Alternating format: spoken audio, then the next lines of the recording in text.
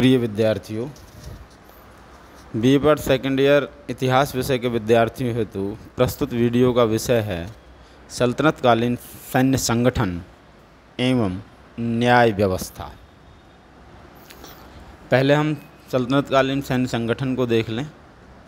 सल्तनतकालीन सैन्य व्यवस्था के अंतर्गत इल्तुतमिश द्वारा स्थापित जो सेना थी उसे हम्स ए कल्ब या कल्ब ए सुल्तानी कहा जाता था।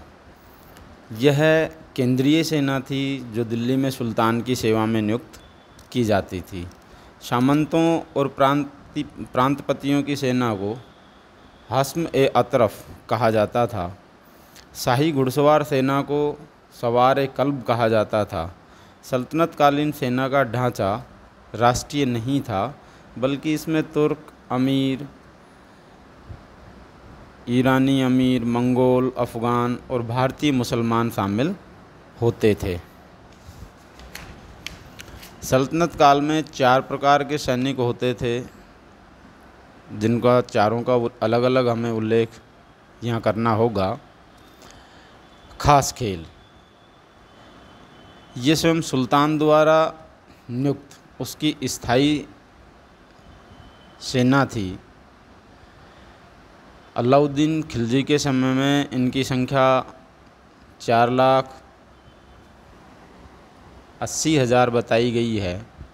दूसरी प्रकार के जो सैनिक होते थे वो प्रांतीय सूबेदारों की सेना में शामिल सैनिक होते थे। तीसरे प्रकार के सैनिक युद्ध के समय में अस्थायी रूप से भर्ती किए जाते थे। और चौथे प्रकार के जो सैनिक होते थे वो बिना वेतन के संकट के समय सेना में कार्य करने वाले मुस्लिम स्वयंसेवक होते थे। नियमित घुड़सवारों को मर्तब कहा जाता था। अस्थायी घुड़सवारों को गैर वजही कहा जाता था और पैदल सेना के सैनिकों को पायक कहा जाता था।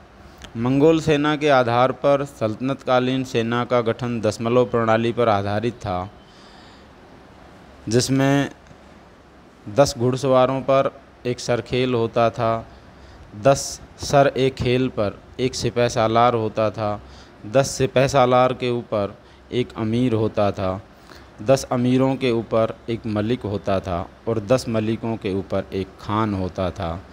और सुल्तान जो था वो सेना का सर्वोच्च सेनापति होता था। सेना में सबसे जो छोटी टुकड़ी होती थी वो 10 घुड़सवारों की थी और उसका अध्यक्ष, जैसा कि हमने पढ़ा, सरेखेल कहलाता था।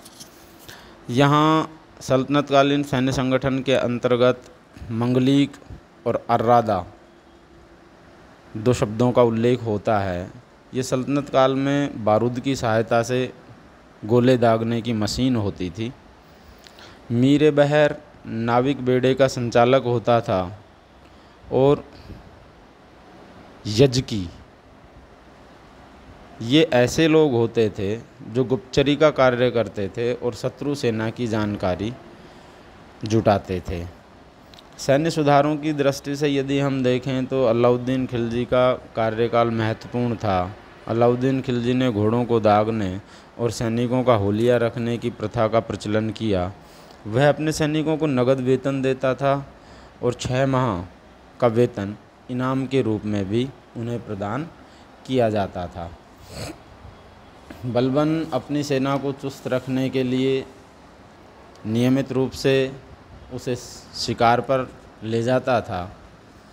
फ़िरोज़ शाह तुगलक का भी उल्लेख यहाँ करना उचित होगा कि फ़िरोज़ शाह तुगलक के समय में सैनिकों को नगद वेतन देने की जो प्रथा थी वो समाप्त कर दी गई और उसके स्थान पर उन्हें इक्ता प्रदान करने की प्रथा प्रारंभ की गई, जो आगे चलकर सल्तनत के सैन्य संगठन के लिए हानिकारक साबित हुई। अब हम लेते हैं सल्तनतकालीन न्याय व्यवस्था। सल्तनत काल में सुल्तान राज्य का सर्वोच्च न्यायाधीश होता था। सुल्तान के अधीन सद्र उस सुदूर व काजी उल कुजात भी न्यायिक अधिकारी थे। प्रांतों में काजी या साहिब दीवान का कार्य करते थे। प्रांतों में काजी या साहिब दीवान न्याय का कार्य करते थे, छोटे मोटे विवादों और झगड़ों को पंचायत की सहायता से सुलझाने का प्रयास किया जाता था। सल्तनतकालीन जो दंड विधान था वो अत्यधिक कठोर था। इस समय न्याय इस्लामिक कानून, शरीयत, कुरान व हदीस पर आधारित था।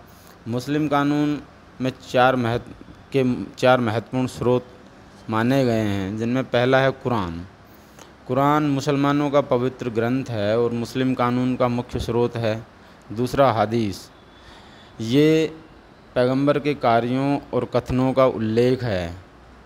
तीसरा है इज्मा, मुस्लिम विधि शास्त्रियों के द्वारा तैयार की गई मुस्लिम कानून की व्यवस्था इज्मा कहलाती है।